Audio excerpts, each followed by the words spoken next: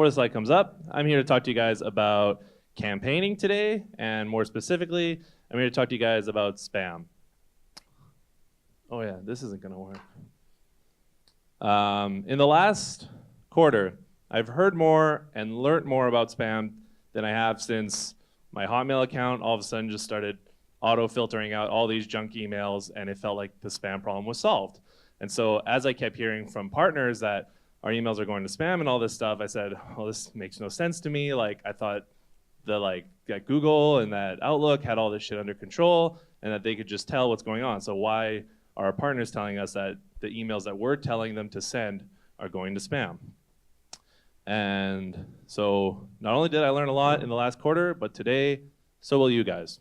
It starts off by me saying that, I'm not an expert when it comes to emails. I got 1 year comp sci under my belt, but like I said, the systems and the magic around email delivery systems is kind of way above me, So like I said, I'm not an expert, but I could tell something was wrong here, So Dale came up and Dale said, I'm here to help. I'm the expert you need, and let me explain it to you.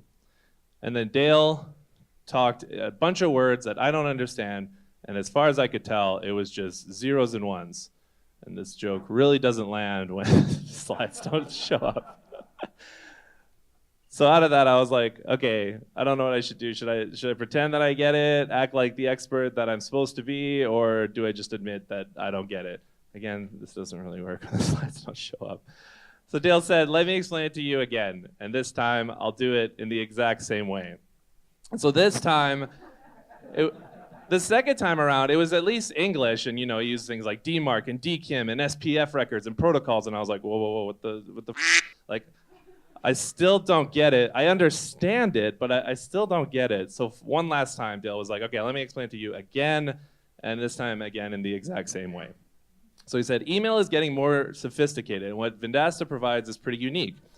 Our partners are allowing us to send emails on their behalf. That takes a lot of trust on both ends and puts both parties at risk. And that's what these sophisticated systems are trying to protect, making sure that no one is emailing on someone's behalf unintentionally.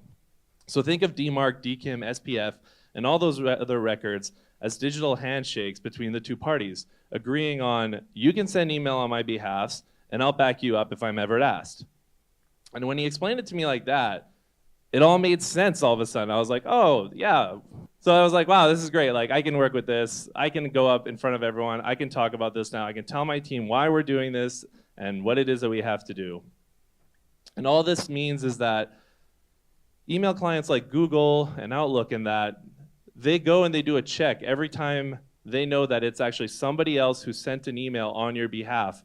And they say, okay, let's go check both parties' records and see if they agreed to send it. And this is one of the first checks in like the spam logic, these sophisticated systems.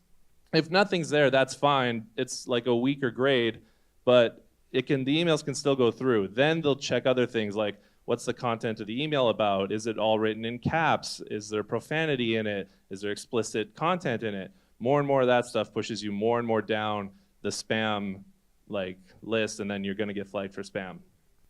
So lesson number 1, I told you guys that you'd be learning about email and spam, and I hope you have a bit. But to reinforce this point, 2-3 weeks ago, I didn't know much about this, and yesterday, Jared and I wrote this little blurb that we've actually been sharing out to our partners who are having this problem, and it's probably also going to be the main messaging that goes on in the Insider. So I wrote this, and again, I don't know much about this.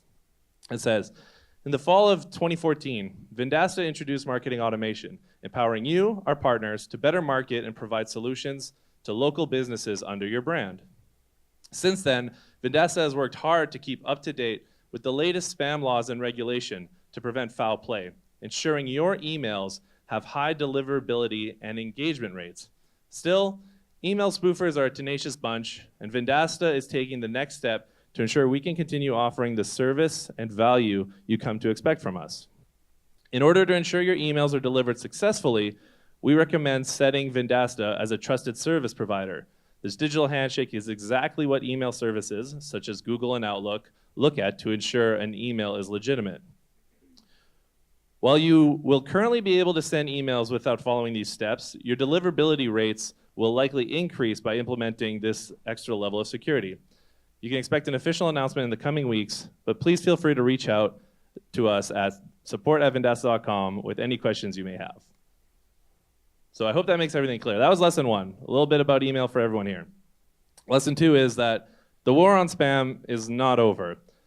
We've done everything on our end technically to sort of improve the system and make sure that we follow Google and Outlook's best practices. But there's still a lot that can be done on our partners' end. And this means proper email content and as well as proper recipient lists.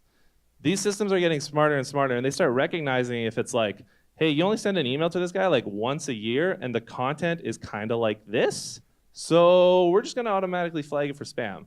These systems are getting smart enough to do that. On top of it, if your content is trash, that's like the #1 thing that these systems look for. Again, capital letters like all caps in the subject line, words like free or get it now, things like that. We gotta be careful around those words, and so do our partners. So the war on spam isn't over. There's still a lot of work to be done.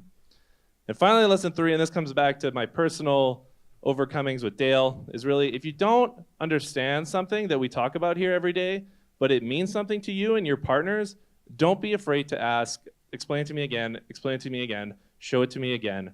I think there's this weird thing where it's like even someone like me, I'm sort of expected to be the domain expert on a lot of the things that I represent here at the company, but I'm not always.